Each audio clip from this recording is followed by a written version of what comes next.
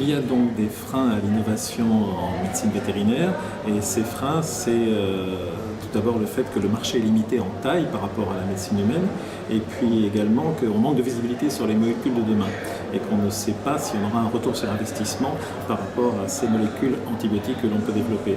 Et puis aussi, il y a le fait qu'il existe des spécificités à la médecine vétérinaire où on nous demande des choses qu'on ne demande pas en médecine humaine, par exemple d'évaluer les résidus des médicaments, par exemple d'évaluer la toxicité pour l'environnement ou l'antibiorésistance. L'innovation en antibiothérapie vétérinaire, ce sont la recherche de nouveaux antibiotiques, l'évolution des antibiotiques existants, c'est développer des nouveaux vaccins, c'est développer des solutions de diagnostic et c'est aussi trouver des alternatives aux antibiotiques. Donc pour ça, on a besoin de solutions réglementaires.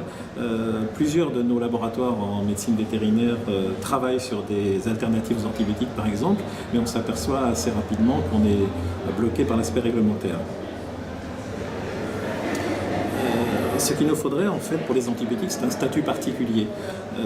Une protection des données de l'AMM prolongée nous aiderait, une augmentation de la durée de protection des brevets aussi nous aiderait en médecine vétérinaire pour des nouveaux antibiotiques.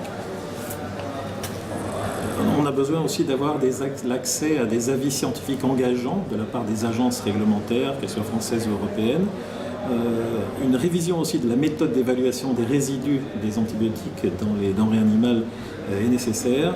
Une réflexion sur l'approche de la démonstration de l'efficacité des antibiotiques et puis aussi des lignes directrices internationales pour évaluer l'antibiorésistance. Pour les alternatives vaccinales, on a également besoin de faire évoluer les lignes directrices existantes, en particulier pour faciliter l'évolution des souches vaccinales en fonction de la situation épidémiologique.